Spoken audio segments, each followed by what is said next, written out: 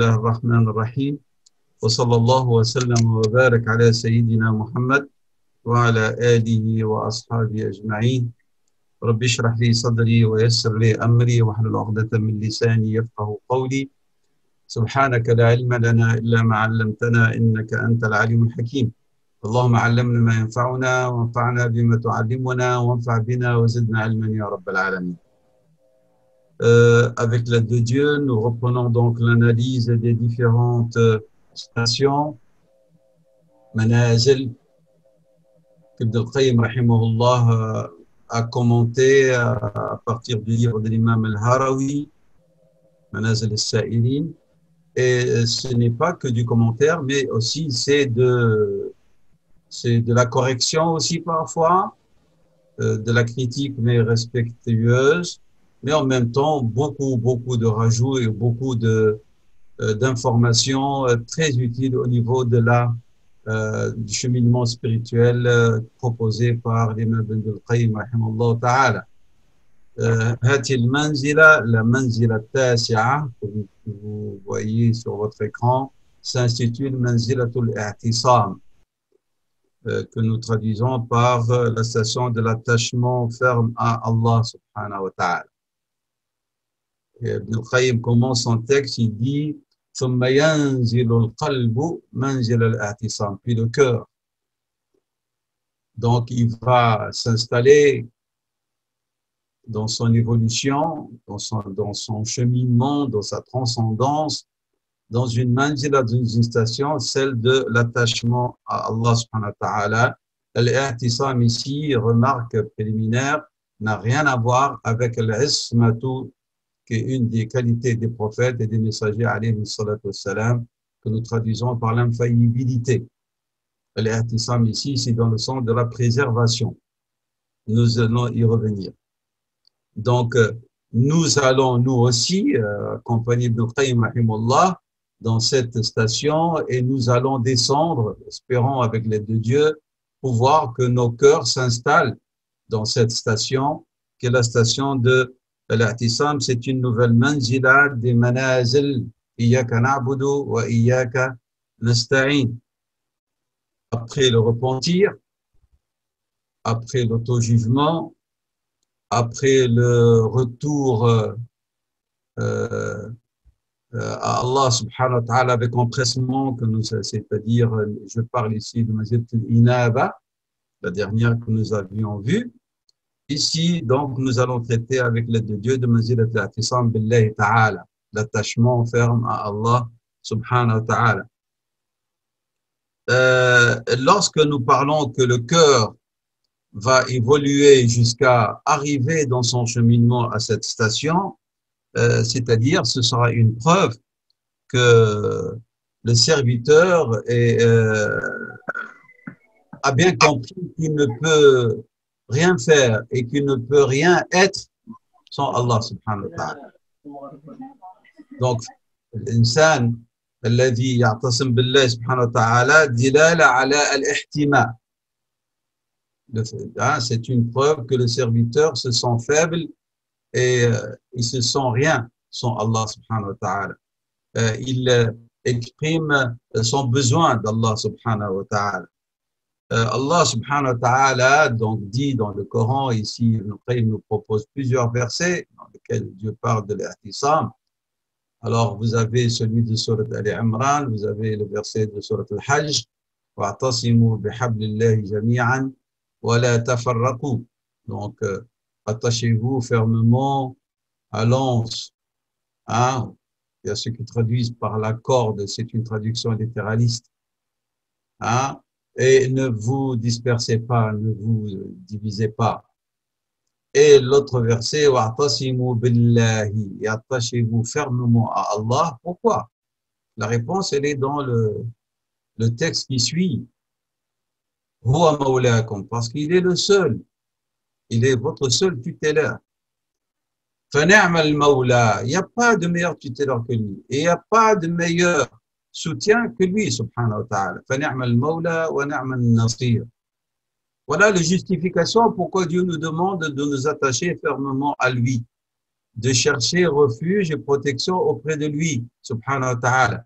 Pourquoi? لأنه هو مولانا. Et puis Dieu, subhanahu wa ta'ala, il se loue lui-même. Il en est digne, subhanahu wa ta'ala. فَنِعْمَ الْمَوْلَى وَنِعْمَ النَّصِيرُ. Tout autre soutien, tout autre protecteur, à certains moments, il peut faire du mal. Il peut vous rappeler ce bienfait qu'il vous a accordé, la protection, l'aide, le soutien, l'assistance. Allah, subhanahu wa ta'ala, il ne le rappelle jamais sous forme de man. Il nous le rappelle pour dire, je suis là pour vous. Donc, venez vers moi. C'est un appel. Donc, al-i'tisam. Dieu dit ailleurs dans la sourate Al-Imran, le verset 110, وَمَنْ يَعْتَصِمْ بِاللَّهِ فَقَدْ هُدِيَ إِلَى صِرَاطٍ مُسْتَقِيمٍ. Celui qui s'attache fermement à Allah, subhanahu wa ta'ala, il est très certainement, ou elle a été très certainement guidée par Dieu, subhanahu wa ta'ala, vers une voie droite. Donc, al-i'tisam billah est un signe que Dieu, subhanahu wa ta'ala, aime le serviteur parce qu'il l'a guidé vers la droite, vers la droiture même, qui est le cheminement sur la voie de la droiture. Ya'tasim. Donc, i'tasama ya'tasimu. Nous avons dit donc qu'il y a l'idée de al-ihtima'u. Et lorsque tu cherches protection auprès d'Allah subhanahu wa ta'ala, bien sûr, la conséquence, il y aura ismatun. Il y a préservation. Pas dans le sens infabilité, toujours, je rappelle. Ici, dans le sens himaya. وحفظ دفاع défense de la part d'Allah subhanahu wa ta'ala. Alors lorsqu'on dit ihtima, protection, veut dire aussi le fait d'empêcher toute nuisance de vous affecter, de vous toucher. Lorsqu'il y a al-ihtima, il y a al-mana'. Al-mana' et il y a le terme al-mana'a. Al-mana'a, c'est-à-dire vraiment être protégé par une force, par une puissance qui fait que vous ne serez point mis dans le risque ou dans le danger. فالاحتماء بالله تعالى هو منع من ماذا؟ من أن يصلك خطر، من أن تصلك مضرة، qu'un danger ne vous touche ou qu'une nuisance ne vous affecte, qu'un dommage vous arrive. Et ici, faites attention, toujours lorsque nous parlons de spiritualité, ne ramenez pas votre réflexion vers des analyses matérielles, dans le sens, l'un peut-être, Shaitan peut lui venir lui dire, lui suggérer, lui dire, oui, mais il parle de protection, de préservation, et là, je vis dans les malheurs et dans les épreuves. Où est-ce qu'elle est cette protection? Ainsi, rappelez-vous, et je ne vais plus revenir à cette question, mais j'espère que chaque fois qu'on va aborder un passage ou une question de spiritualité, que cet élément soit présent dans votre esprit, c'est que l'épreuve n'est pas forcément un signe de rejet, mais c'est l'expression de l'amour aussi, de la part d'Allah subhanahu wa ta'ala, parce que vous connaissez tous les versets, tous les hadiths qui nous rappellent qu'Allah subhanahu wa ta'ala n'éprouve que ceux qu'il aime, et que le serviteur est éprouvé par rapport à sa foi, et par rapport à son intensité, par rapport à sa force. C'est pour cela que notre prophète nous rappelle que les plus éprouvés sont qui? Ce sont les messagers de Dieu. Ce sont les vertueux. Qu'Allah éprouve ses serviteurs jusqu'à ce qu'ils sortent de cette vie sans aucune tâche, purifiés de leurs péchés. Donc, toujours faites attention de ne pas tomber dans une analyse de la question du bien et du mal qui est proprement dunyawiya. Al-khir, c'est le flous, al-sahha, wal-hana, wal-shar, c'est le problème familial, c'est le manque d'argent, c'est ceci, c'est la maladie. Donc, où est-ce qu'elle est cette préservation? Oh, que si, il y a préservation dans d'autres domaines. Et ici, j'aimerais bien, franchement, j'aimerais bien ici, puisque j'en parle, j'aimerais bien que, surtout les sœurs et les frères qui ont quand même un certain bagage de l'arabe, que vous lisiez l'introduction de la sourate Fatir, l'exégèse de Sayyid Qutb Fdilal rahimahullah ta'ala. Lorsqu'il explique et il commente قوله تعالى ما يفتح الله للناس من رحمة فلا ممسك لها وما يمسك فلا مرسل له من بعده وهو العزيز الحكيم يا أيها الناس اذكروا نعمة الله عليكم هل من خالق غير الله يرزقكم من السماء والأرض لا إله إلا هو فأنا تؤفكون. Vous avez vraiment les 4 pages. Les 4 pages, j'aimerais bien que vous les lisez. Et surtout la page 4, dans laquelle Sayyid Qutb, rahimahullah, il explique qu'il a écrit ses commentaires alors qu'il était dans l'intensité de l'épreuve qu'il avait vécue et qui a fini par son martyre. Donc, j'aimerais bien que vous lisez. Il dit ici, il dit وَيَبْقَى أَنْ أَتَوَجَّهَ بِالْحَمْدِ. Il me reste quoi après avoir commenté dans les 3 pages précédentes? Il dit que je m'adresse à Dieu par la louange, ala rahmatin minhu, pour une clémence spéciale, spécifique qu'il m'a accordée, quoi? Que j'ai été touché d'une manière profonde par les sens de ce verset, alors que j'étais dans l'épreuve la plus totale. C'est clair? Donc, ça, c'est un rappel pour que je ne plus revenir. Chaque fois qu'on parle, j'ai peur que l'un ou que l'une d'entre vous ne perdent le fil que nous sommes en train de parler de spiritualité et de transcendance au-delà de ce qui peut affecter l'individu de cette vie, de ces afflictions, de ces épreuves. C'est clair? La spiritualité, c'est un dépassement de tout ça. Hein? C'est un dépassement soit des afflictions, ou c'est un dépassement de tout ce qui est bien-être matériel de cette vie. Parce que la spiritualité veut dire quoi? Veut dire transcender et se détacher, se libérer de toutes les attaches terrestres. Oui ou non? Et les attaches terrestres sont de 2 sortes. Soit celles qui nous semblent bénéfiques ou celles qui nous semblent dommageables. Mais pour le croyant et les croyantes, c'est pas comme ça qu'on mesure les bienfaits d'Allah subhanahu wa ta'ala, parmi lesquels l'épreuve devient un bienfait. Et c'est ce que Sayyid Qutb dans ces passages en parle. Et j'aimerais bien vraiment, j'insiste pour que vous lisez ces 4 pages de l'exégèse de la sourate Fatir, les premiers versets, le verset 1 et 2. Bien. Donc ici, lorsqu'on dit un tel ma'soum, ay mamnou' min al-wuqu'i fi shay'in, c'est qu'il est protégé, préservé, empêché de tomber dans quelque chose. Hein? Par exemple, lorsqu'on dit quelqu'un ma'soum min al-kaba'ir, ay mamnou' min al-wuqu'i fiha. Donc, il est préservé d'une manière telle qu'il ne peut tomber dans les péchés majeurs. Et on dit al-ma'soum min al-fitna. Il est protégé pour ne pas tomber dans les troubles et dans les confusions, les ambiguïtés qui peuvent susciter doute, désarroi. Et on appelle les grandes surfaces qui sont protégées par l'État, par exemple, pour préserver l'environnement, on les appelle en arabe mahmiyat. Al-mahmiyat, elles sont protégées. Hein? Et plus que ça, les régions qui sont préservées, bien préservées, on les appelle aussi awasim. Et là, ça vous rappelle le livre de qui?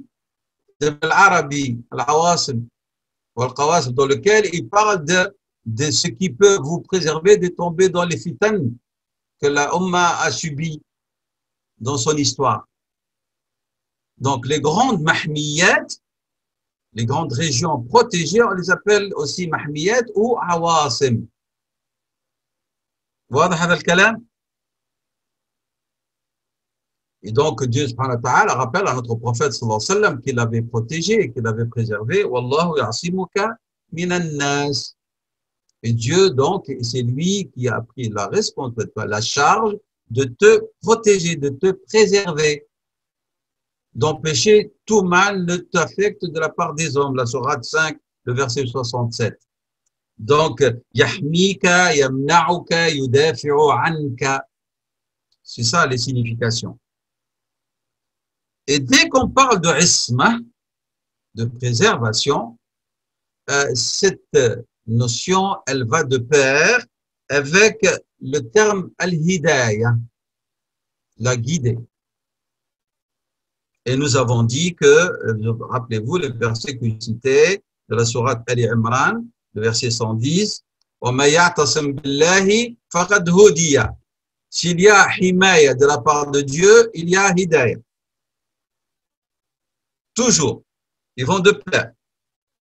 لأن الذي يعتصم بالله تعالى, car celui qui s'attache fermement à Dieu et Dieu lui accorde al-himaya, la protection et la préservation, et Dieu lui facilite le chemin qui va le préserver de tomber dans tous les péchés et tout ce qui est mal.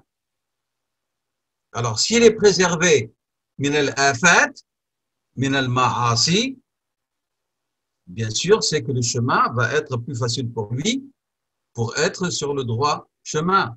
Lorsque vous allez être dans un état de isma de la part de Dieu, c'est-à-dire vous êtes fortifié. Vous êtes entré dans une fortification qu'Allah subhanahu wa ta'ala vous a accordée et il vous a entouré par cette fortification pour que rien ne vous affecte parce que vous êtes musanun. Musanun as-siyanatu, c'est que vous êtes protégé.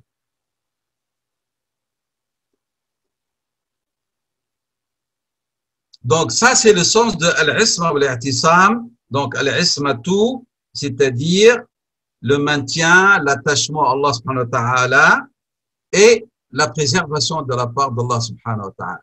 Il y a une démarche de votre part de chercher cette himaya, cet attachement et cette protection. Et si vous y arrivez par votre travail spirituel, Dieu va vous accorder sa protection, subhanahu wa ta'ala, et sa conséquence directe qui est al-hidayah. Lorsqu'on parle de l'attachement et de ce qui en découle comme préservation de la part de Dieu, il y a deux choses qui en dépendent. Al-i'tisam, laha muta'allaqan. Il y a deux choses qui en dépendent. La première, al-i'tisam, nous avons dit, va de pair avec al-hidayah, la guidance ou la guidée. Et donc, le fait de cheminer sur la voie juste, la voie authentique, la voie droite. Ça, c'est le premier élément qui est en relation avec la question de l'ihtisam. Le deuxième, et bien sûr, le fait de chercher l'attachement et de travailler pour arriver à cet attachement à Allah pour qu'il vous accorde sa préservation, lui-même nécessite un i'tisam. C'est-à-dire, vous êtes en train de travailler spirituellement pour arriver à cet attachement à Allah, pour qu'il vous accorde sa préservation, et tout cela nécessite aussi i'tisam pour que ça dure. C'est clair? Parce que si, comme Tawba, nous avons dit, At-Tawbatu hiya 'awdun 'ala bada. C'est pas un atobte et ça s'arrête. C'est une démarche constante pour que vous gardez ce niveau de repentir et d'éveil par rapport à votre relation avec Allah subhanahu wa ta'ala. Et c'est ce que notre prophète sallam a voulu nous transmettre, lui, l'infaillible, alayhi salatu wassalam, lorsqu'il nous a dit qu'il se repentait à Dieu par jour, 70 fois par jour. Quoi? Parce qu'il commettait des péchés? Non, nous avons dit que le Rasul sallam est ma'soum. Dans le sens, elle est infaillible. Mais c'est pour nous apprendre à nous. Et rappelez-vous, c'est un rappel qu'Ibn al-Qayyim nous a dit quelque chose d'extraordinaire, c'est que le repentir lui-même a besoin de repentir. Pourquoi? Pour se maintenir dans la voie de repentir. Et pour que nous ne restons pas dans la première couche superficielle, on va dire, la première phase du repentir, et le repentir des débuts. Mais il dit, il y a d'autres, lorsqu'on dépasse ce cap-là, alors ça devient tawbat al-nihayat. C'est un autre niveau. Donc, il ne faut pas rester avec la compréhension superficielle que tawba, c'est quoi? J'ai combien piché? Et alors j'arrête, je demande pardon et je forme la résolution. Ça, c'est le niveau le plus bas du repentir. Ce n'est que le début du repentir. Et bien sûr, ici, ceux ou celles qui nous ont rejoints, on leur recommande expressément vraiment de revenir vers les séminaires dans lesquels nous avions expliqué tout ce que Ibn Qayyim rahimahullah sallallahu ta'ala nous a donné comme signification, comme ma'ani, comme élément spirituel, vraiment très approfondi, très large pour comprendre ce que veut dire at-tawba. Deuxième chose qui dépend de tawba, c'est la préservation tout le long de notre cheminement. C'est la préservation tout le long de notre cheminement des dangers qui guettent le serviteur qui chemine dans la voie de l'ihtisam de tomber dans l'erreur. C'est-à-dire, je suis en train de travailler ma spiritualité pour arriver à manzilat l'ihtisam, et donc cet ihtisam que je cherche et qui va avoir comme conséquence une préservation et une guidance de la part d'Allah vers l'ihtisam, a besoin lui-même d'ihtisam. Et deuxième élément, j'ai besoin de l'ihtisam pour être préservé tout le long de mon cheminement dans la voie de la recherche d'acquérir la station de l'attachement à Allah. C'est clair? في الأول أنا بحاجة إلى أن أصل إلى منزلة الاعتصام التي ستعطي ثمرتها مباشرة للهداية وهذا بذاته بحاجة إلى اعتصام.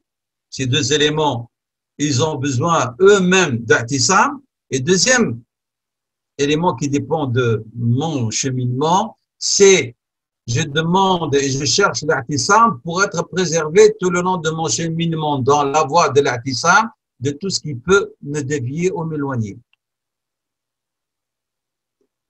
C'est un travail. Et ce genre de travail nécessite quoi? Fondamentalement, un éveil permanent. Il faut toujours être en état d'éveil et de vigilance. Le qalb, celui qui dort, ou qui est paresseux, ou qui est mort, ne pourra pas cheminer et ne pourra pas aller vers les stations. Le manazil. Tariq al-Islam, la voie de l'islam, vous devez savoir, on doit, pour bien comprendre, il faut que vous l'imaginez comme si c'est une vraie voie physique, comme si vous êtes vraiment sur une route. Vous devez imaginer ça. Et qui est dégagée. La voie de l'islam, elle est dégagée, salik, on dit en arabe. Tariq al-Islam, tariqun salikun wabah. Le prophète sallallahu alayhi wa sallam a dit taraktukum ala al-mahajjat al-bayda. Je vous ai laissé sur quoi? Sur une voie blanche. Il n'y a pas d'ambiguïté, elle est évidente.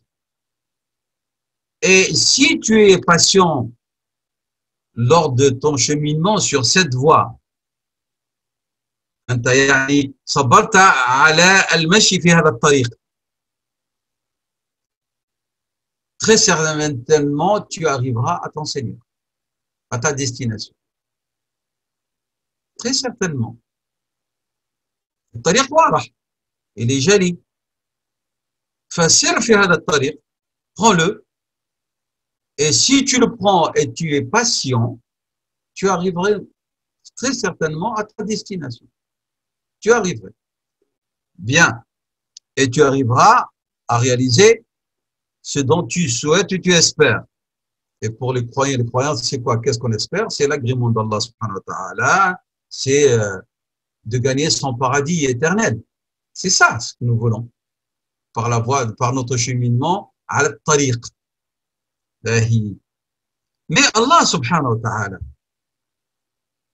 donc faites attention, là j'insiste, tariq al-islami salikun, yani jaliyun, il est évident.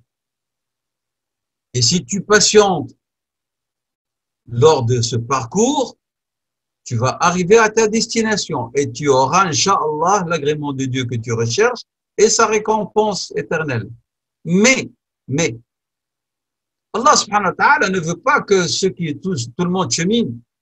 Celui qui chemine avec nonchalance, et celui qui chemine tout en tournant le dos, et celui qui chemine avec paresse, et celui qui chemine et puis s'arrête, et à la fin on leur dit vous avez tous la même récompense et vous êtes arrivés. Non, soyons sérieux. Ah, les coureurs, ils s'entraînent et chacun il s'entraîne à sa manière, avec son assiduité, et c'est les plus assidus, ceux les plus performants, ceux qui sont fatigués le plus, vont gagner à la première place et à la deuxième, troisième place. Hein. Il n'y aura pas 40 premiers, ça n'existe pas. Et donc, ici, Allah subhanahu wa ta'ala, parce qu'il a décidé de tester, d'examiner, d'éprouver, hein, il a fait sur cette voie des signes. Alamat. Il y a ceux qui saisissent ces alamat et l'en profitent. Il y a ceux qui ils sont pas dans un état d'éveil spirituel, ils ne s'en soucient pas. Et alors, ils n'en tirent aucun profit. Alors ici, donc, ces alamat, chaque fois que tu arrives à une alama, et ici, je ne parle pas des épreuves maintenant, je parle des alamat sur le plan spirituel qui vont te permettre d'être plus performant que les autres. Il y a ceux qui se saisissent de ces alamat, ils en profitent pour fortifier leur spiritualité, leur cœur, pour que leur cheminement soit encore plus exigeant pour eux, pour être parmi les, Inch'Allah, les meilleurs lotis lorsqu'ils arriveront à leur destination. Alors, il nous avise des mahattat, des stations comme Manzilat al-I'tisam que nous sommes en train d'analyser, Manzilat al-Inaba, le retour avec empressement à Allah subhanahu wa ta'ala, la station de l'intimité, la station de l'amour, la station du désir, de la rencontre d'Allah subhanahu wa ta'ala. Et bien ces stations, celui qui s'y arrête et qui va épuiser au maximum, ben, il n'aura pas la même qualité du cheminement à la tariq comme l'autre. Hein. C'est pas la même chose. Et ça, vous le savez, vous le sentez, on le sent chacun. Hein. Et donc, chaque fois que tu arrives à une de ces stations du cœur, il y a mahattat qalbiya, il y a manazil qalbiya, et tu constates que tu as eu une réaction positive et que tu n'es pas passé avec nonchalance, ou tu n'es pas passé sans épuiser aucune force spirituelle, eh bien, le plus tu puises, le plus tu as la certitude que tu es sur le bon chemin et le bon cheminement. Et ça, chacun peut le savoir. C'est-à-dire, en vérité, Rabbi subhanahu wa ta'ala, tellement il est bon. Et il nous donne, si je peux dire, comme des bureaux de renseignement sur le long de notre cheminement dans cette vie. Pour que chacun d'entre nous sache où est-ce qu'il est arrivé dans son cheminement. C'est ça ce que nous dit Ibn al-Qayyim. Chacun, il peut savoir où est-ce qu'il est. Et par rapport où est-ce qu'il se situe, sera sa réaction sur le plan spirituel. Plus d'humilité, plus de crainte, de multiplication des œuvres d'adoration, des bonnes œuvres, ou il va continuer dans son insouciance. Mais l'islam n'accepte pas que l'un d'entre nous se dise le cheminement, il est difficile, et puisque j'ai pas puisé, donc ça sert à rien. Non. Le fait de prendre conscience veut dire que tu dois te saisir de l'occasion qui va s'offrir à toi et de rattraper le manque sur lequel Dieu t'a renseigné. Vous voyez, c'est-à-dire, il n'y a pas dans notre religion quelqu'un qui chemine sans renseignement de la part d'Allah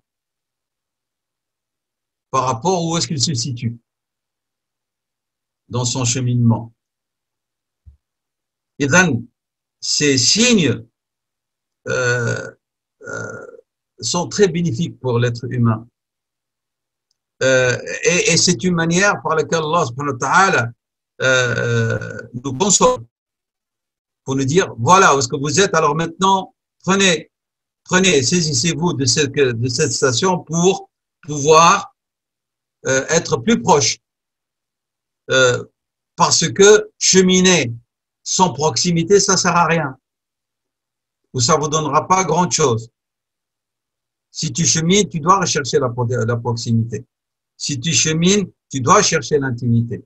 Si tu chemines, tu dois alors être vigilant et ne pas perdre ces stations qui te sont offertes pour que tu puisses transcender encore plus. Chaque fois que tu passes par une de ces stations qui sont des alamat de la part d'Allah, des renseignements de la part d'Allah, j'ai dit il y a une consolation. Vous savez pourquoi? Parce que le chemin, il est long. Il est long, aussi long que sera notre vie. Notre cheminement, c'est depuis que nous prenons conscience et responsabilité jusqu'à notre dernier souffle de cette vie. Donc, c'est long. Et ce cheminement, j'ai dit tout à l'heure, il nécessite patience, sabr. Sabr. Et donc, Allah subhanahu wa ta'ala a fait de ces signes des moments de consolation parce que parfois, tu vas te trouver seul sur cette voie. Tariq al-Salihin, mouhishun parfois. C'est-à-dire, c'est un cheminement où il y a de la solitude parfois. Tout le monde ne cheminera pas avec vous de la même manière, ni choisira de cheminer avec vous. Les vents vont cheminer, les hommes vont cheminer avec vous pour les mondanités, les plaisirs éphémères, des repas, des rencontres, des sorties. Tout le monde est là. Mais lorsque tu vas cheminer sur la voie de la spiritualité, et c'est une voie qui n'est pas facile, qui nécessite, comme on a الصبر طريق طويل. Et ben, هذا الطريق في بعض الأحيان تحس بالوحشة. Tu sens une certaine solitude. Alors, qu'est-ce qu'il veut Dieu? Il vient te consoler en te donnant ces stations spirituelles pour que tu y puisses et que tu puisses te sentir avec Allah subhanahu wa ta'ala. Tu n'es pas seul. Dieu est avec toi.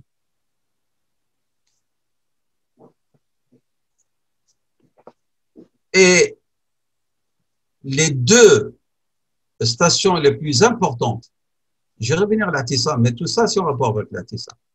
Les deux stations les plus importantes dans votre cheminement et qui parfois, dans lesquelles vous vous sentez seul parfois, c'est la station de l'amour et la station du repentir. Selon Abdul Qayyim, je ne suis pas en train d'exprimer mes avis, je suis en train de vous donner, on va dire, zubda de ce que Ibn Qayyim dit, et explique et expose dans son livre.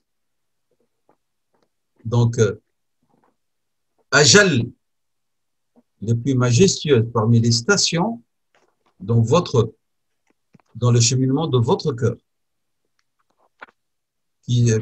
vers Dieu, mahattat, la station, wal manzila de at-tawbah wal mahabba.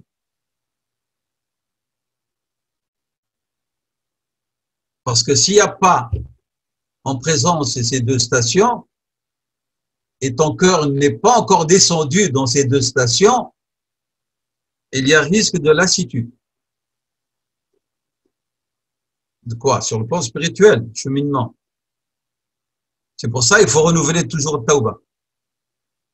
Et travailler par les éléments qu'ils ont offerts par Dieu subhanahu wa ta'ala et son prophète sallallahu alayhi wa sallam, le degré de notre amour envers Allah subhanahu wa ta'ala. Il faut travailler ces deux-là. Pour qu'on puisse continuer. Avec les signes qui sont des mahattat de consolation, de soutien, pour qu'on sente qu'il y a une certaine proximité, parce que le chemin, il est dur, il est long, il nécessite patience. Hein? Il y a aussi dans cette voie des obstacles. Aqabat, des obstacles, des épreuves.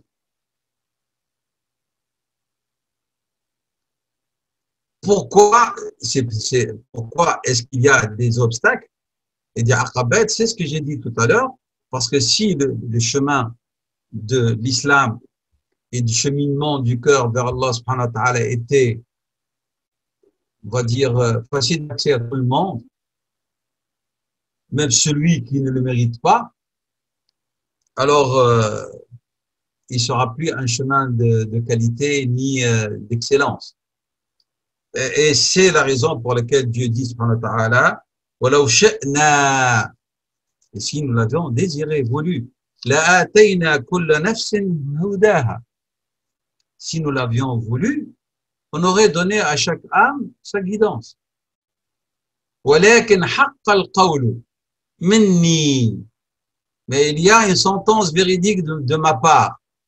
لَأَمْلَأَنَّ جَهَنَّمَ مِنَ الْجِنَّةِ وَالنَّاسِ أَجْمَعِينَ, c'est que je remplirai très certainement l'enfer d'entre les hommes et les djinns. C'est la sourate Sajda de la prosternation, le verset 13. Donc, il y a une sélection pour que ne peut accéder, ne peut parvenir au but que les excellents.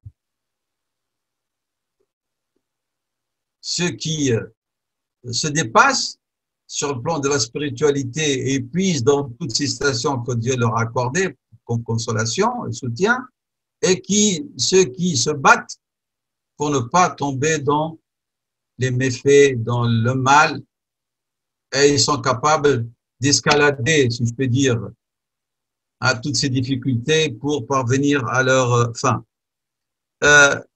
L'I'tisam, il y a deux sortes d'I'tisam.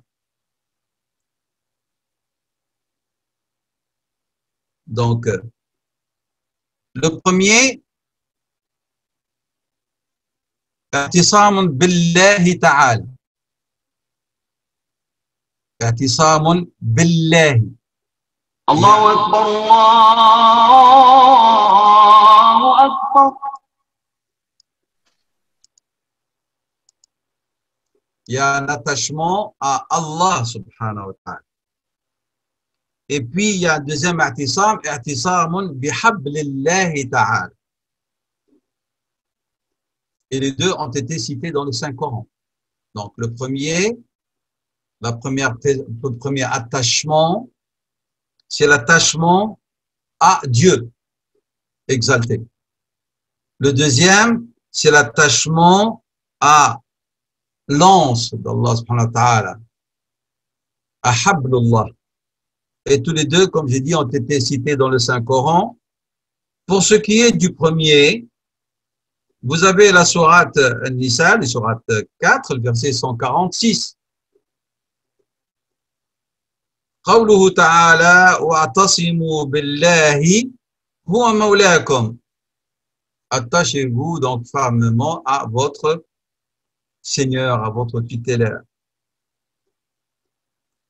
Et donc, vous avez dans la aussi le verset que je viens de citer, Surat Al-Hajj 78, et l'autre, wa'tasimu billah huwa mawlakum wa'tasimu billah fa ni'mal mawla wa ni'mal nasir. Celui-là, si vous avez aussi Surat An-Nisa 146. Donc, je répète, vous avez Surat Al-Hajj 78, Surat An-Nisa 146, et là, ce sont des exemples de l'a'tisam billah, bi Allah. Deuxième, il y a un ordre, en vérité, de la part de Dieu, de s'attacher à son habl. قوله تعالى واعتصموا بحبل الله جميعا. Surat 3, le verset 103. Et ces deux formes d'attachement, on va dire, sont le pivot sur lequel tourne la question de l'attachement, de l'ihtisam. Donc la question de l'ihtisam tourne autour de où elle est, en vérité, elle a un pivot sur lequel elle s'appuie et tourne, c'est al-i'tisam billah wa al-i'tisam bihablillah.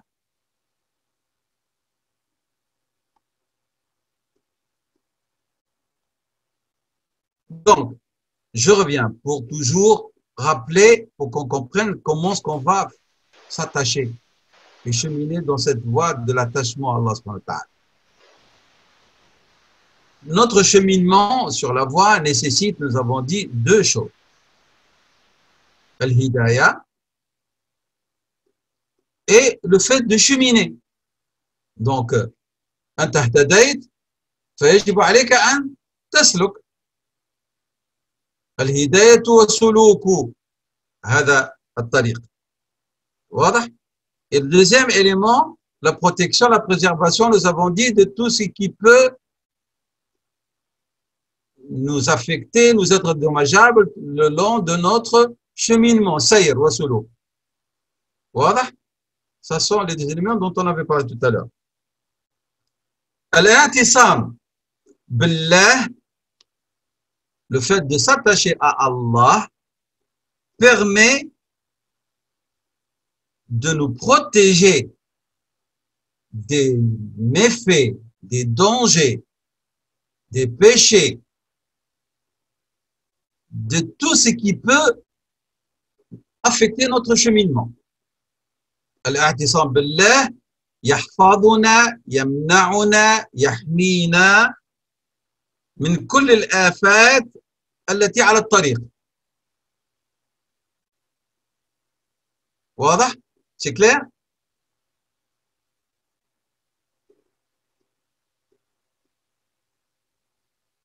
Par exemple, pour que tu ne sois pas touché par les dangers qui peuvent guetter ton œuvre.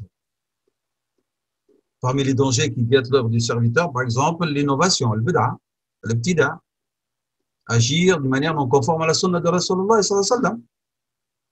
Parmi les dangers ou les méfaits qui peuvent nuire à ton cheminement, à tes œuvres, par exemple, les méfaits et les maladies de l'âme, telles que l'orgueil, l'ostentation, l'absence de sincérité. فَلَمَّا تَعْتَصِمْ بِاللَّهِ, tu seras protégé contre cela. أَمَّا الْإِعْتِصَامُ بِحَبْلِ اللَّهِ, il permet le cheminement. C'est tout. الاعتصام بحبل الله يعينك على السلوك. والاعتصام بالله يحفظك من الآفات عند السلوك. C'est clair?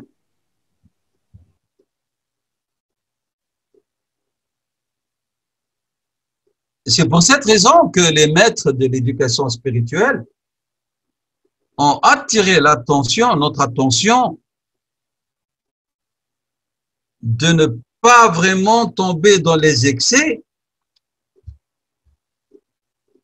dans la pratique de la religion, même lorsqu'on fait, même lorsque ça donne à des bonnes œuvres.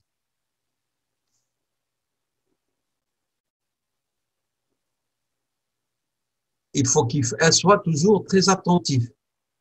Parce que il peut y avoir une afa, alors qu'il est en train de faire amal salah.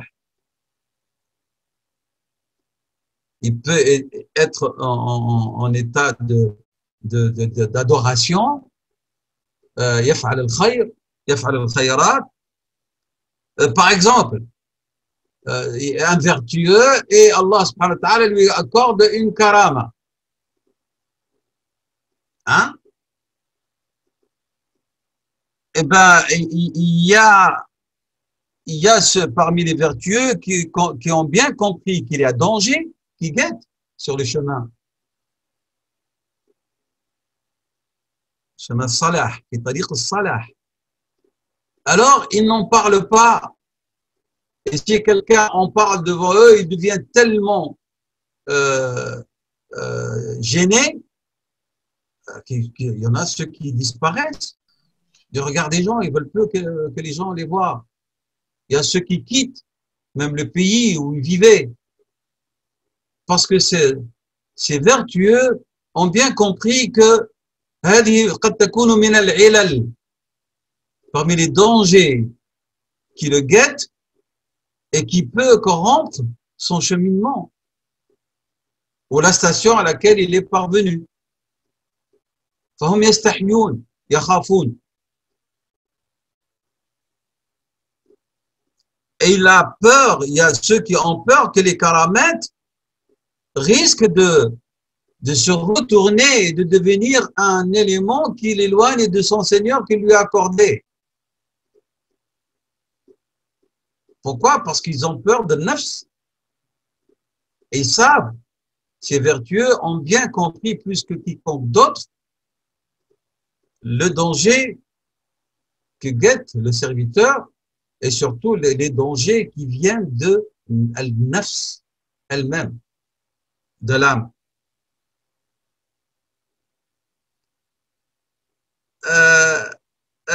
Ibn al-Qayyim a appelé ou a surnommé, je vais conclure avec ça, Inch'Allah, pour aller prier, il a appelé, rahimahullah ta'ala, ces ilal ou ces afat qui peuvent affecter l'amal et surtout celles qui peuvent naître de notre nafs, il les a appelés al-qawati'.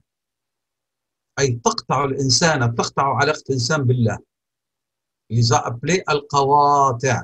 Et nous trouvons, et l'on parle dans son livre Al-Fawaid. Al-qawati'. Pourquoi? Il dit parce que celui qui chemine vers Allah subhanahu wa ta'ala, tout le long de son cheminement, il va établir une connexion, des relations avec Allah subhanahu wa ta'ala, وهي تسمى بالعلائق جمع علاقة de relations. Il va donc, son cœur, établir des relations avec Allah subhanahu wa ta'ala qui vont lui permettre de cheminer, de transcender. Mais aussi, il y a des ala'iq dont il doit se débarrasser. Et ces ala'iq, ce sont ces ala'iq qu'il a appelé tout à l'heure, qu'on nous avons dit, qawata', taqta', c'est-à-dire l'amour de la vie d'ici-bas, l'amour de son nafs, la gloriole, la recherche de la gloriole, le fait d'aimer son image, sa personne. Et donc, elles sont dangereuses. Donc, je répète, ces ala'iq peuvent être des hawa'iq. Ces relations, connexions, il y en a celles qui sont positives, mais il y a des ala'iq qui sont dangereuses et qui prennent la forme de qawati', taqta'. Et ces qawati', en vérité, elles coupent ton lien avec Allah subhanahu wa ta'ala Alors, si je vais expliquer d'une manière plus maintenant résumée, je chemine vers Allah subhanahu wa ta'ala. Sûrement, sur le long de ma voie, ana sa'irun ila Allah. J'ai besoin de lui. J'ai besoin de lui pour qu'il me préserve de tout ce qui peut nuire à mon cheminement. من الآفات والعلل التي في الطريق. Ça, c'est une. L'attachement à Hablullah m'a mis sur la voie du cheminement. ولكن pour me préserver du cheminement sur la voie, j'ai besoin d'Allah. C'est clair? الكلنا نعرف الإسلام ونقول لا إله إلا الله محمد رسول الله ونصلي ولكن نحن بحاجة إلى من بعدما أسلمنا؟ بحاجة إلى الله سبحانه وتعالى pour qu'il nous protège tout le long de notre cheminement sur la voie de l'islam. Voilà. Alors, sur le voie, lorsqu'on va cheminer, il va y avoir des afat. Ces afat, on peut les appeler avec un nom général, on va les appeler qawata. Parce qu'elles risquent de rompre notre lien avec Allah subhanahu wa ta'ala. Ces qawata sont de deux sortes. Il y a des awa'iq et des ala'iq. L'awa'iq, c'est les obstacles. Ce qui va te rencontrer, mais de l'extérieur de ton nafs, comme des amis, un ami ou une amie qui va avoir une influence sur toi. Un ami qui va t'empêcher d'aller prier à l'heure, de contracter le halal. Bah, nous sommes dans une époque, il ne faut pas trop s'attacher au halal, il faut qu'on gagne notre vie, il faut que notre société ou nos projets réussissent. Si on va chercher par tous les moyens le halal, on n'arrivera jamais à grandir et à. هذا من العوائق. صديق مثلا من خارج نفسك، هذا قلنا العوائق من خارج النفس. العوائق ما يعترضك من خارج النفس كصديق، comme une tentation de l'extérieur. العلائق, ça vient de l'intérieur. Et ce dont ton nafs et ton cœur s'attachent. Et pour que tu sois préservé, min al-awaiq externes et des al-alaiq internes, qui sont tous les deux des qawati', tu as besoin d'Allah subhanahu wa ta'ala.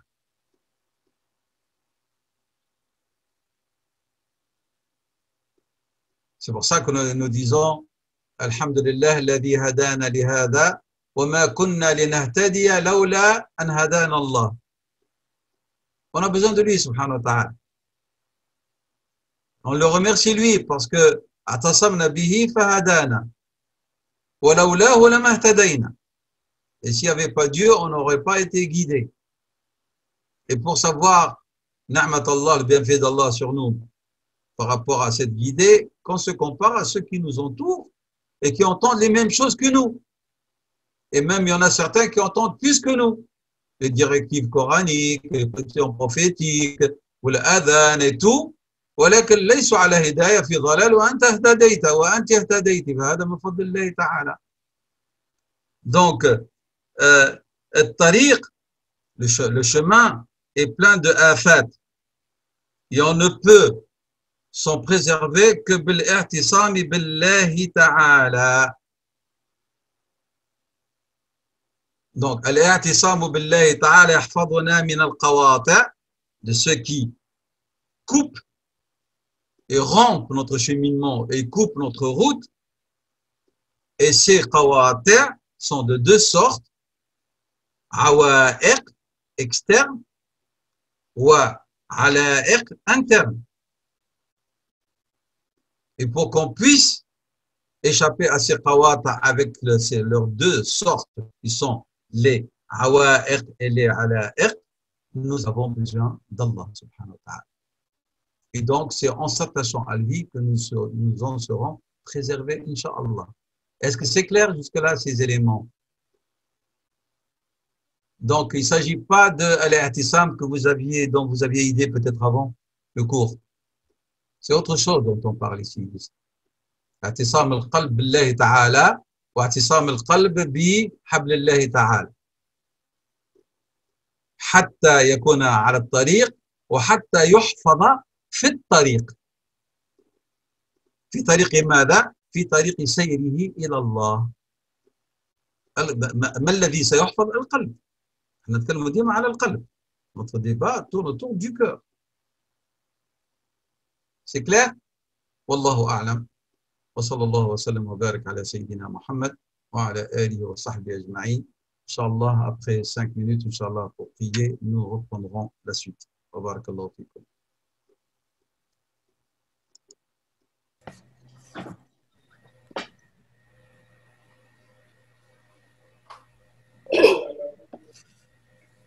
On commence. أعوذ بالله من الشيطان الرجيم. بسم الله الرحمن الرحيم. والصلاة والسلام على خاتم الأنبياء والمرسلين سيدنا محمد صلى الله عليه وعلى آله وأصحابه أجمعين. رب اشرح لي صدري ويسر لي أمري واحلل عقدة من لساني يفقهوا قولي. Donc, nous avons dit que al-i'tisam, c'est un cheminement qui consiste en attachement à Allah subhanahu wa ta'ala pour être préservé de tout ce qui peut empêcher le serviteur, le cœur du serviteur de cheminer dans la voie. Wal-i'tisam bihablillah, c'est le fait donc de se mettre sur la voie. Mais ici, il y a une question qui se pose et qui est une question très très importante. Est-ce que tout individu qui a été guidé, يعني اعتصم بحبل الله, a continué son cheminement sans arrêt, a réussi à cheminer d'une autre manière, هل كل من اهتدى استمر, il a persisté dans son cheminement. C'est pour ça qu'en vérité, la chose la plus dangereuse, lorsqu'on parle de hidayah, c'est la pérennité du cheminement sur la voie de l'hidayah. يعني أخطر شيء عندما نتحدث عن الهداية هو الاستمرار في طريق الهداية. هذا أخطر شيء. Dieu dans la sourate Al-Imran, sourate 3, le verset 8, il nous a pris une invocation et que nous répétons régulièrement. قوله تعالى ربنا لا تزغ قلوبنا بعد إذ هديتنا. Seigneur, n'égare pas nos cœurs après nous avoir guidés. Donc, ça sous-entend quoi? L'individu peut être guidé puis s'égarer ou arrêter le cheminement. C'est clair? Et donc, al-hidayah a besoin de quoi? A besoin de fermeté, a besoin d'une permanence. La fermeté du cœur. Et c'est la chose la plus dangereuse auquel nous sommes confrontés, et surtout les jeunes. Et parmi tout cela, c'est la chose la plus dangereuse à laquelle sont confrontés ceux qui s'adonnent à la da'wah.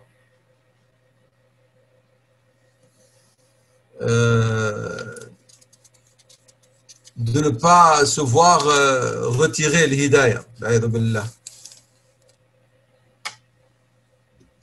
Pourquoi j'ai dit la da'wah? Parce qu'en vérité, haqiqat al-islam, hiya khidmat al-muslimin. C'est ça l'essence même de l'islam. C'est d'être au service des musulmans. Chacun à son niveau. Ibn al-Qayyim rahimahullah dit min akbari awaqib al-shahawati su' al-khawatimi. Parmi les choses les plus graves Et parmi les conséquences les plus graves des patients, c'est la mauvaise faim. Que Dieu nous en préserve. Beaucoup de gens, lorsqu'ils sont emportés par la passion, ne perçoivent que l'instant dans lequel ils se trouvent. Ils n'appréhendent pas les conséquences. Ils n'appréhendent pas les nihayat, les fins.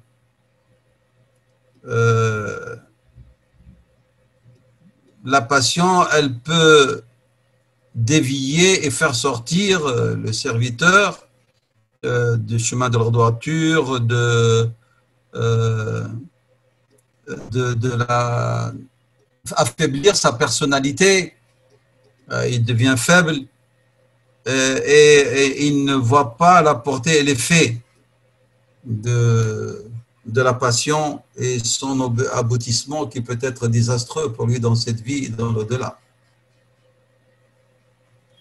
Ibn Taymiyyah rahimahullah ta'ala a dit وَإِنَّكَ لَتَجِدُ الرَّجُلَ الْعَاقِلَ الْأَدِيبَ الْأَرِيبَ بهيبته أمام الرجال يضعف أمام شهوة النساء فيفقد وقاره وهيبته بل إنك لتجد الرجل ومعه امرأة جميلة يتعشق امرأة بالحرام الذميمة القبيحة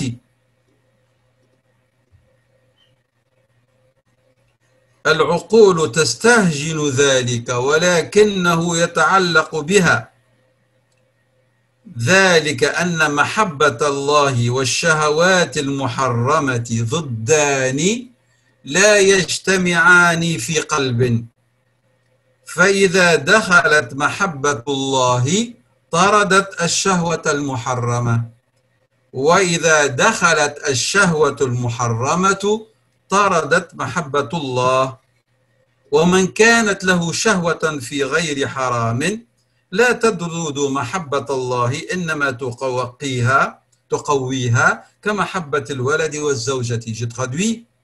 Ibn al-Qayyim rahimahullah ta'ala a dit: il t'arrive de voir l'homme sensé, éduqué, ingénieux, un homme prestigieux et reconnu par son charisme, faiblir devant la passion des femmes. Alors il perd toute sa prestance.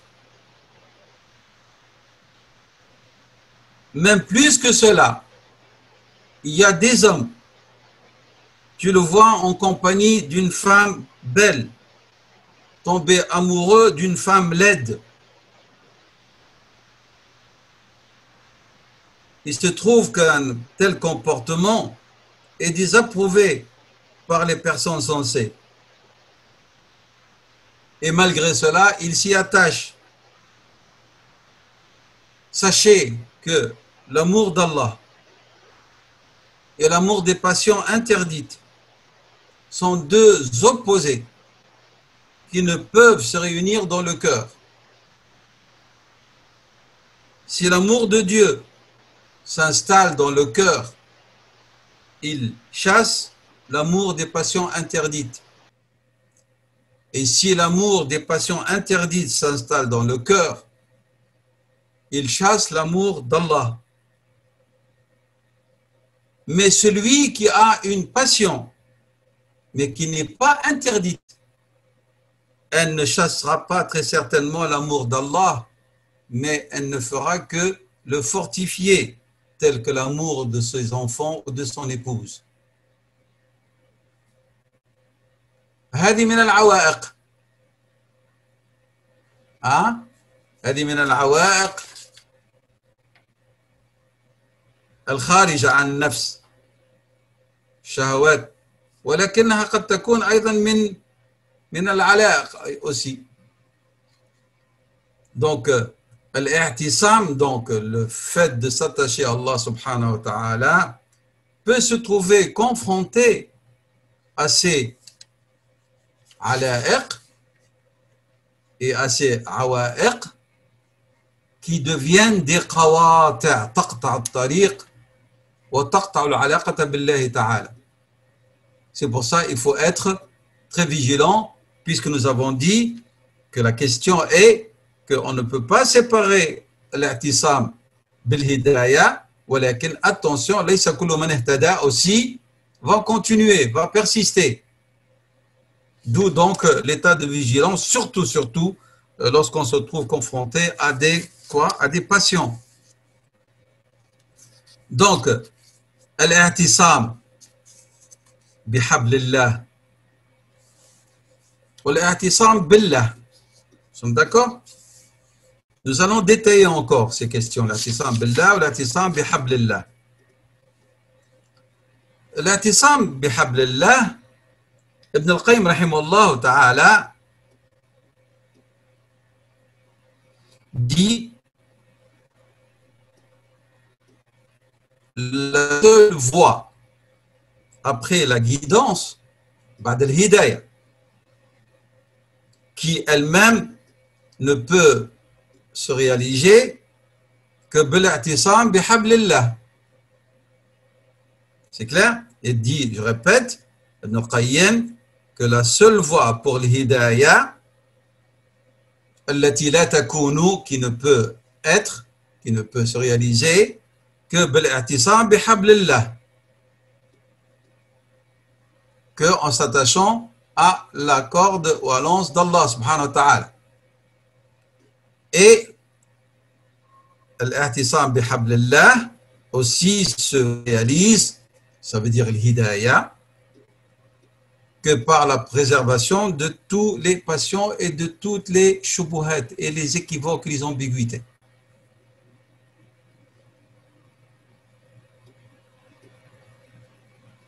Alors, tout ce qu'on dit est en relation l'un avec l'autre. L'ihtisam billah yu'addi, nous avons dit, mène nécessairement l'hidayah. Et nous avons posé la question exprès. Est-ce que kull man ihtada yastamir? Est-ce que tous ceux qui sont attachés à la voie ou à la corde de Dieu ou à l'anse de Dieu persistent? Non. Et nous avons dit donc que où est le danger? Ce sont les shahawat. Nous sommes d'accord? Et alors ici Ibn al-Qayyim résume cela, il dit أن السبيل الوحيدة بعد الهداية والهداية تكون بالاعتصام بحبل الله. ما هو السبيل الوحيد؟ السلامة من الشهوات والشبهات. C'est ça la seule voie pour rester attaché à la corde de Dieu, à l'anse de Dieu subhanahu wa ta'ala. Alors, l'ihtisam bihablillah, que veut dire si on veut vraiment l'analyser d'une manière approfondie? Là, nous avons beaucoup d'avis et vous les avez ici devant vous. Il parle de hablillah, les avis des savants, mais nous, on va vous les exposer. Mujahid, l'élève d'Ibn Abbas, radiyallahu anhuma, il dit l'ihtisam bihablillah wa ta'atullah ta'ala, c'est l'obéissance à Allah ta'ala. في ماذا؟ في الأوامر والنواهي. Dans un avis rapporté par Ibn Abbas, d'après Ibn Abbas, l'ihtisam bihablillah, c'est le fait de s'attacher au Coran. هو القرآن. Selon Ibn Mas'ud, radiyallahu anhu, l'ihtisam bihablillah, هو دين الله, c'est-à-dire l'islam.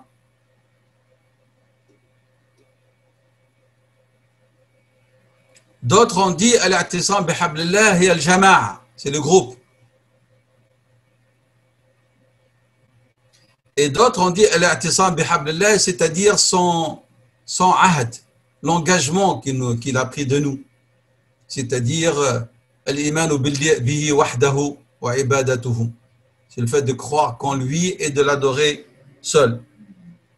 Et en vérité, toutes ces significations et tous ces avis formulés, en vérité, tournent autour de l'islam et de ses commandements, de ses ordres, de ses interdits, de sa morale.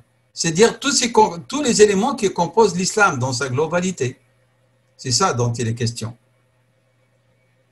Cet i'tisam bihablillah, cet attachement à l'anse ferme de Dieu subhanahu wa ta'ala ou à la corde de Dieu est très bénéfique. Parmi ces aspects bénéfiques, c'est qu'il éloigne l'œuvre du serviteur de tout ce qui peut l'annuler, tel que les innovations. Exemple, si tu es attaché au Coran, selon la version où Hablullah c'est le Coran, donc chaque fois que tu vas être confronté à un choix,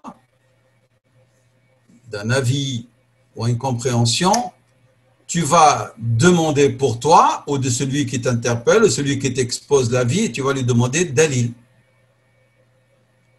فَطَلَبُكَ لِلدَّلِيلِ يَعْصِمُكَ, te protège, te préserve.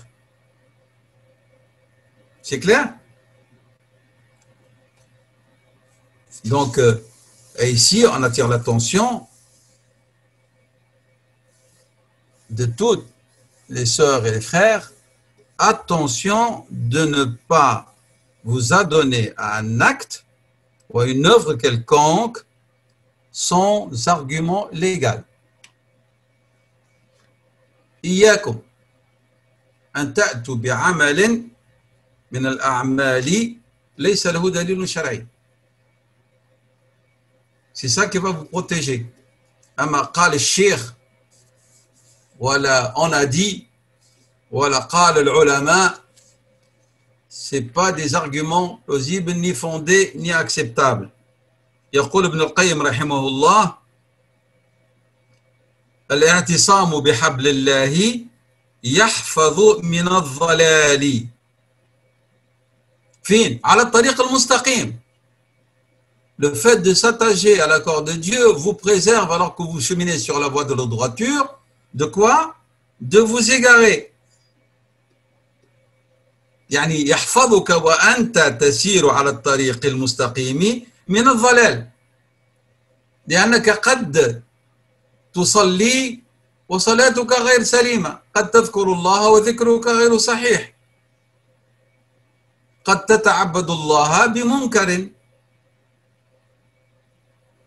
فينقلب العمل عليك بالإثم والمعصية. L'œuvre à laquelle tu t'adonnes, tu crois qu'elle va être source bénéfique pour toi, alors qu'elle va être source de colère et de mépris de la part d'Allah subhanahu wa ta'ala. Et puis il dit Ibn al-Qayyim, وَالْإِعْتِصَامُ بِاللَّهِ, l'attachement ferme à Allah te protège de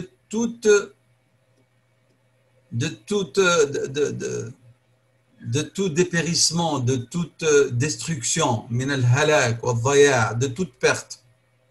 Donc, الاعتصام بحبل الله selon Ibn al-Qayyim يحفظك من الضلال وأنت على الطريق المستقيم. والاعتصام بالله يحفظك من الهلاك. C'est la différence. Ibn al-Qayyim continue, il dit l'attachement ferme à Allah subhanahu wa ta'ala et le fait de s'abandonner à lui et de chercher protection auprès de lui ainsi que refuge va te permettre de te protéger en premier lieu de l'ennemi numéro 1 qui est ton nafs. يقول الاعتصام بالله والتوكل عليه والامتناع والاحتماء به وأول ما تحتمي به بالله تحتمي من نفسك. Et c'est pour cette raison que notre prophète sallam disait, faut invoquer Dieu en ces termes, wa na'udhu billahi min shururi anfusina. Et puis après il dit, wa min sayyiati a'malina. Il a commencé par le nafs. Puis après il a parlé des œuvres laides, des mauvaises œuvres. Parce que c'est le nafs qui a donné lieu à ces mauvaises œuvres. Enfin, ce n'est pas fortuit comme ça, hein, d'une manière fortuite, que notre prophète a dit Na'udhu billahi min shururi anfusina, et puis il a dit Sayyati amalina. Non, l'ordre est de respecter Na'udhu billahi de la source et de la conséquence de ce que cette source va les permettre de se réaliser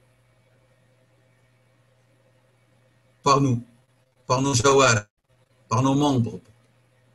ونعوذ بالله من شرور أنفسنا ومن سيئات أعمالنا. Pourquoi? حتى لا تهلك, pour que tu ne vas pas vers la perte. Toi, ainsi, tu demandes aide à Allah subhanahu wa ta'ala, assistance, pour qu'il te préserve de ton nafs et qu'il pousse loin de toi toute faiblesse, tout manquement, toute passion, toute ambiguïté. S'il n'y avait pas Allah subhanahu wa ta'ala, on n'aurait pas pu cheminer sur la foi. فَلَوْلَا اللَّهُ لَمَا اهْتَدَيْنَا, comme disait le compagnon. وَلَا صُمْنَا وَلَا صَلَّيْنَا فَلَوْلَا اللَّهُ لَمَا اهْتَدَيْنَا. Et nous n'aurons pas pu ni jeûner ni prier. قال تعالى, vous vous rappelez سورة الحجرات, يمنون عليك أن أسلموا قل لا تمنوا علي إسلامكم بل الله يمن عليكم أن هداكم للإيمان إن كنتم صادقين. Tout le mérite revient à Allah subhanahu wa ta'ala de vous avoir guidé vers l'islam. Il ne vous revient aucun mérite. الاعتصام بالله سبحانه وتعالى te préserve, te protège contre l'ostentation.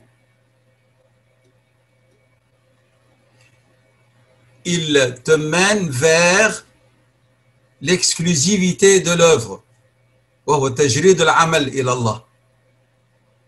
C'est-à-dire l'ikhlas.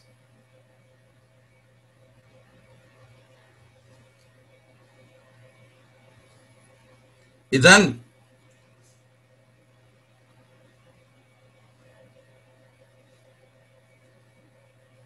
que l'action, que l'œuvre soit préservée, c'est bil-i'tisam billah que cela se fait. Et que votre œuvre a été préservée dans le sens que le cheminement est correct et continue sur la voie, c'est grâce à l'i'tisam bihablillah. الذي يهديك للعمل هو الله الذي يسلم عملك من البدع فهو الاعتصام بحبل الله.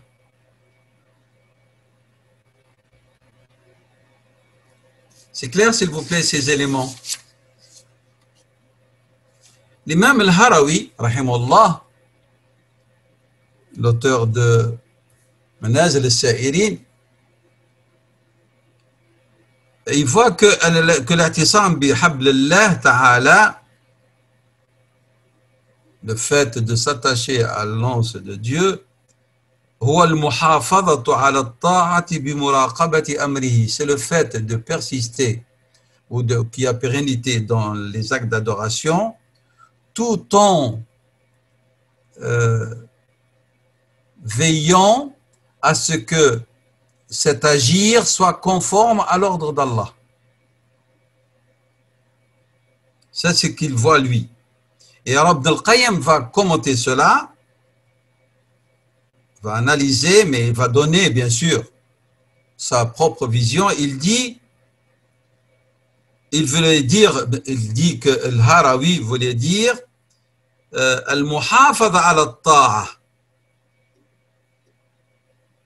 le fait de persister dans la pratique des actes de dévotion et que l'individu ne se lasse pas en vérité,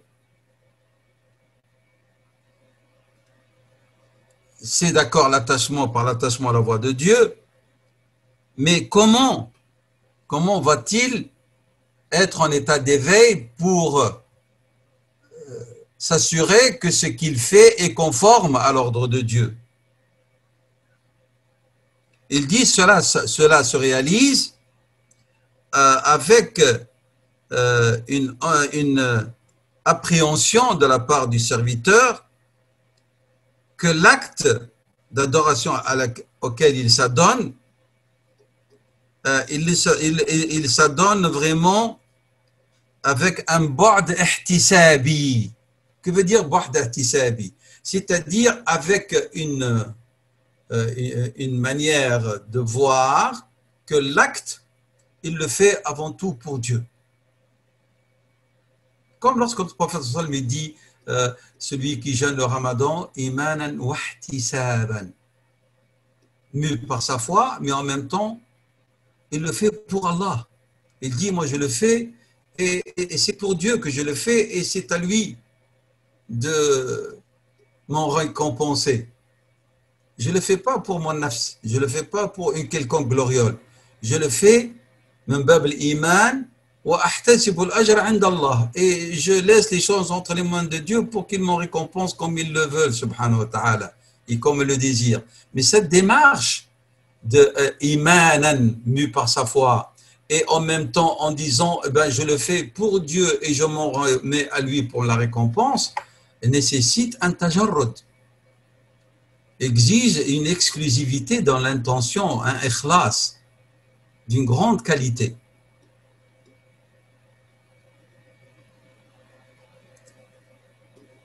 Il dit, le serviteur, Ibn Qayyim explique, il doit s'adonner à cette action dans un état de dépouillement total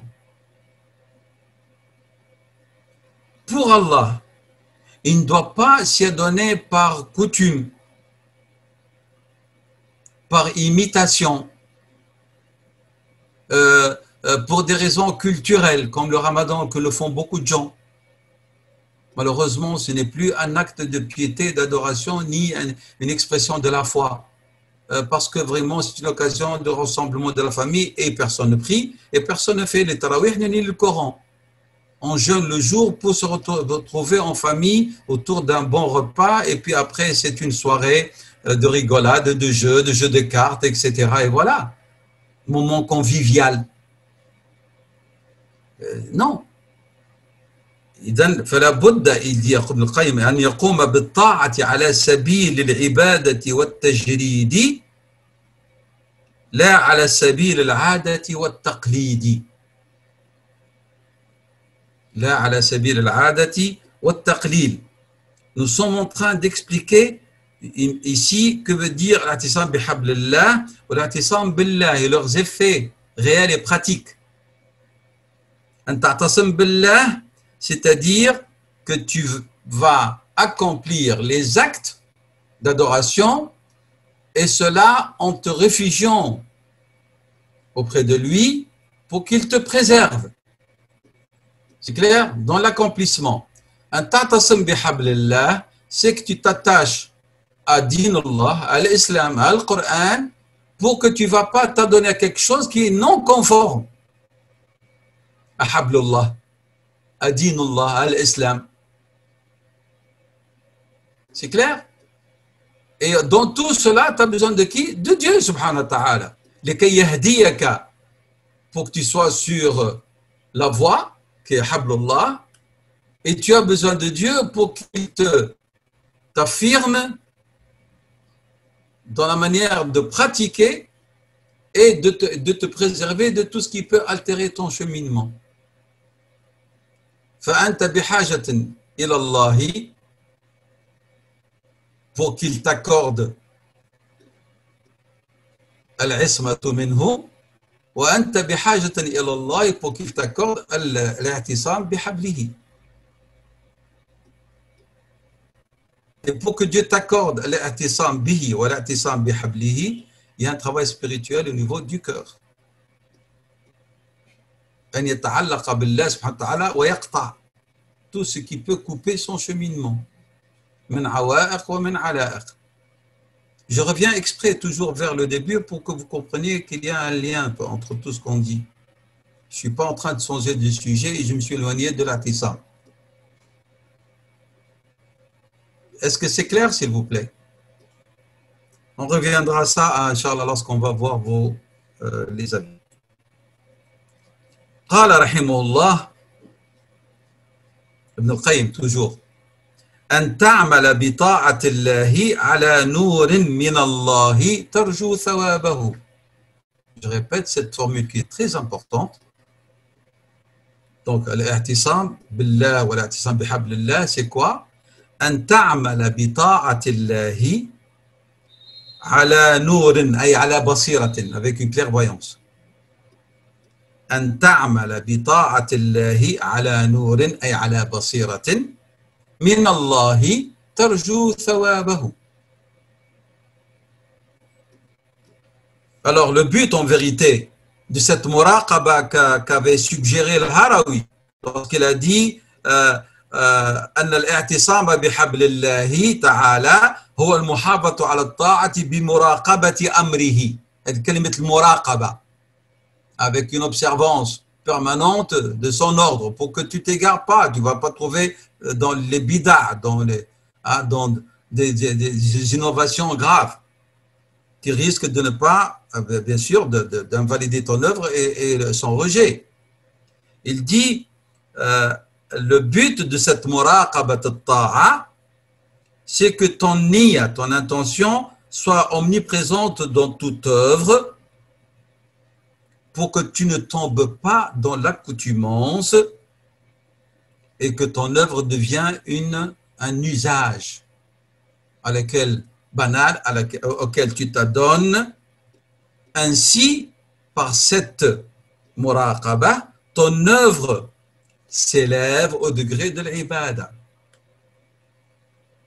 C'est-à-dire, le risque, le danger, c'est que l'œuvre ne devienne ada. Hatta salat. Si on ne fait pas attention, elle risque de devenir une ada, une habitude. Alors que non, il faut toujours qu'il y ait omniprésence par l'état de vigilance que vous êtes en train d'accomplir une ibada. L'ibada nécessite qu'il y a des règles qui l'accompagnent pour qu'on puisse parler d'un acte d'adoration et d'un moment d'intimité et de confidence avec Allah subhanahu wa ta'ala. Et en cela, notre prophète sallallahu alayhi wa sallam a dit bien sûr, man sama ramadana imanan wa ihtisaban ghufira lahu ma taqaddama min dhanbihi. C'est-à-dire, il ne demande la récompense, il le fait que mu par sa foi en Dieu, et il ne cherche que la récompense auprès d'Allah subhanahu wa ta'ala. Bien sûr, il aura cette récompense extraordinaire qui est l'absolution de tous ses péchés antérieurs. L'a'tisam billah.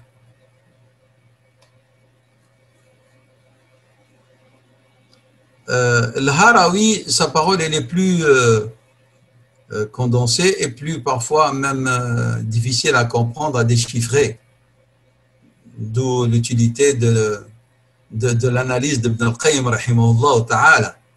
Al-Harawi, qu'est-ce qu'il dit? Il dit, صاحب المنازل, il dit الاعتصام بالله الترقي بالله عن كل موهوم والله هو الحق والله هو الحق. الترقي بالله عن كل موهوم والله هو الحق المبين. فما سوى الله تعالى وهم Donc, qu'est-ce qu'il nous dit? C'est le fait donc, il dit at-taraqi, c'est l'élévation. Parfois, dans notre manière d'estimer Allah subhanahu wa ta'ala et de croire en lui. C'est-à-dire, nous n'allons pas ni rabaisser Allah à des égaux parmi la création, ni l'assimiler, lui accorder des égaux et l'assimiler à ses égaux parmi sa création, mais élever Allah subhanahu wa ta'ala et lui accorder l'exclusivité de la divinité an kulli ma siwa. Ça c'est une. Et il dit al-mawhum, tout ce qui est opposé à la vérité. C'est comme s'il nous dit l'exclusivité à Allah au niveau de la croyance en lui et de ne pas l'égaler à tout ce qui n'est pas vrai. Une qu'illusion, parce qu'ils ne sont pas des créateurs, il y a un seul créateur. Ce sont des créatures qu'on croit par erreur ou par kufr, qui sont les égaux de Dieu ou qui se substituent à Dieu subhanahu wa ta'ala. Et il dit, et Allah est al-haqq al-mubin, la vérité est explicite. Tout ce qui est en dehors de Dieu n'est qu'illusion. Et alors, cela veut dire quoi? Il dit وَتَتَرَفَّعُ نَفْسُكَ عَنْ طَلَبِ الْخَلْقِ وَالنَّظَرِ إِلَيْهِ. Et alors, la conséquence, c'est que tu ne vas pas permettre à ton nafs d'aller demander aide, secours, préservation, protection à la création, ni même leur accorder un regard, dans le sens, c'est-à-dire te diriger vers eux, même par un regard. C'est ce que notre prophète sallallahu avait recommandé, c'est Abdullah ibn Abbas. Et Bounay, au jeune homme, je t'apprends quelques paroles. Si tu cherches aide, cherche-la auprès de Dieu, l'exclusivité. C'est ça ce qu'il explique l'imam al-Harawi, rahimahullah ta'ala. Il dit, mais alors, quelle attitude tu dois avoir envers la création? Il a dit, tatawada'u lahum, sois modeste avec eux. Et ne sois pas plein de vantardise et orgueilleux envers eux, parce que tu as une volonté ou quoi. Non. Ta volonté que tu as pour rechercher l'aide ou cette volonté que tu as pour exprimer une attitude envers la création, eh ben, utilise-la dans une seule chose. فَلَا تَطْلُبْ بِإِرَادَتِكَ سِوَى اللَّهِ تَعَالَى.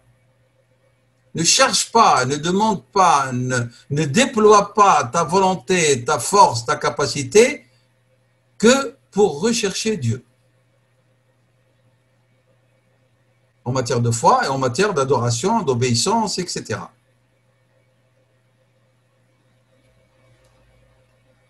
L'auteur de Manazil, l'imam al-Harawi, il voit que le summum de l'attachement à Allah subhanahu wa ta'ala consiste à ton attachement à al-khabar, tasliman wa id'anan, ton attachement à la révélation, soumission et mise en pratique et exécution.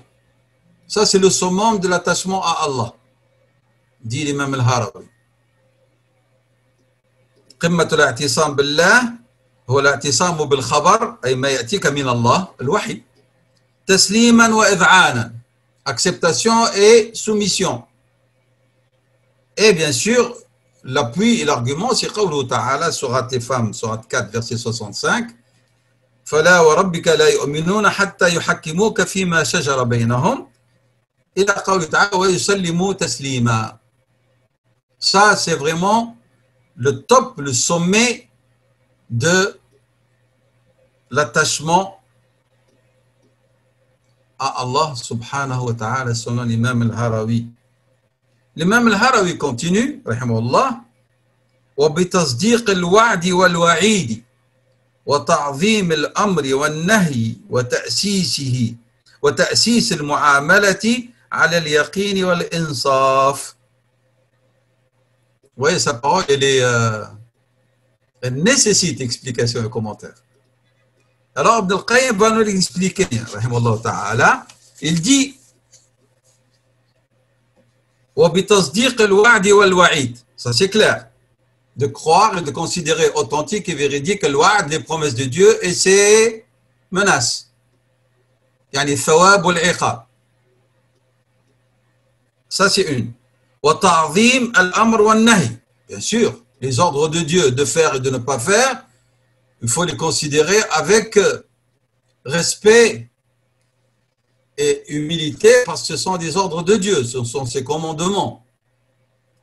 وتأسيس المعاملة على اليقين. المعاملة, c'est-à-dire notre relation avec Dieu, avec le khabar, la révélation, il faut qu'elle soit élaborée sur quoi? Sur la certitude. Tu ne vas pas traiter les textes d'Allah subhanahu wa ta'ala et te comporter envers eux comme un texte humain, comme disent les fameux anthropologues et autres. Il faut أن تعتبر أنه كلام الله حقا وصدقا. Si tu as des questions, pose-les avant de passer vers la mise en pratique des ordres de Dieu, subhanahu wa ta'ala, amruhu wa nahyuhu. Tathabbat, c'est ton droit. Prends le temps qu'il faut pour t'assurer qu'il s'agit de la parole de Dieu et qu'il ne s'agit pas de la parole de Mahomet.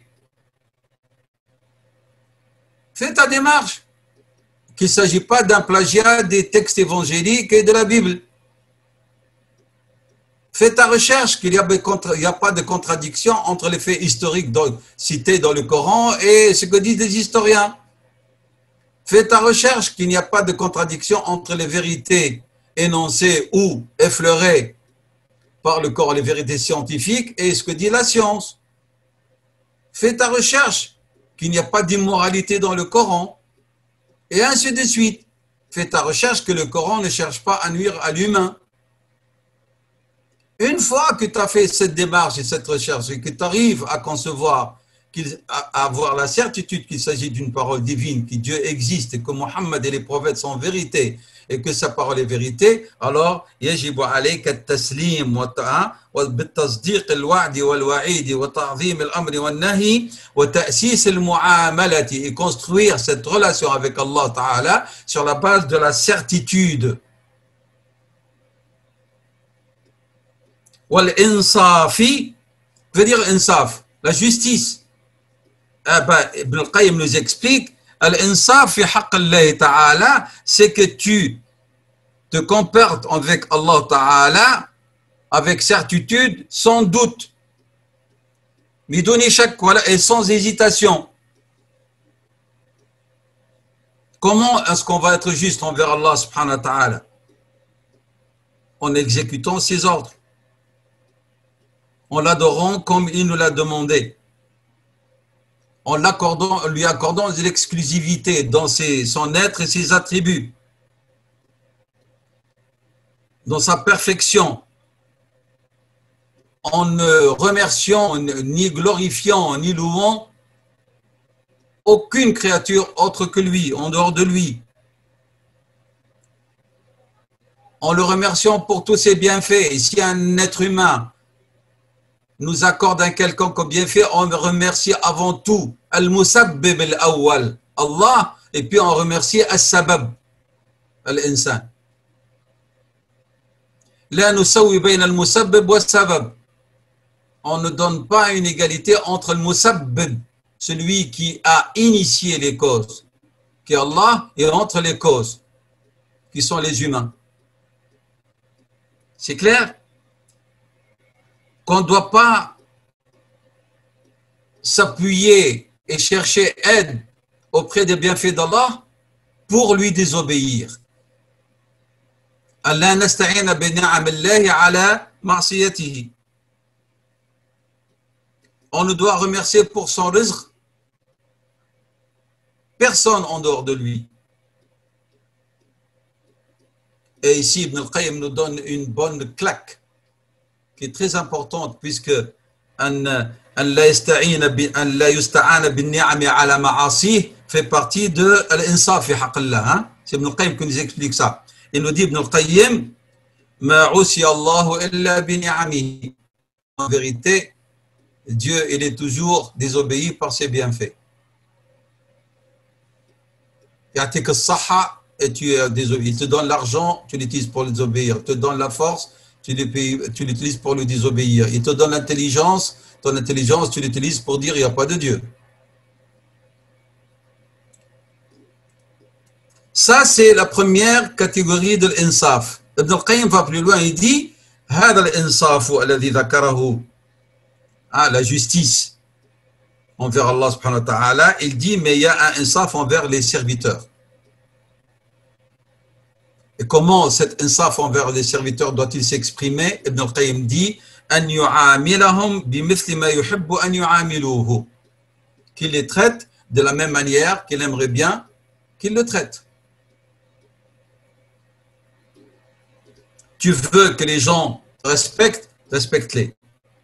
Tu veux que les gens t'aiment, aime-les. Tu veux que les gens ne te nuisent pas, ne leur nuis pas. Et la règle, mettez-la dans votre cœur avant tout et puis esprit, qu'Ibn al-Qayyim nous apprend, il dit « Amil al-nasa insafan »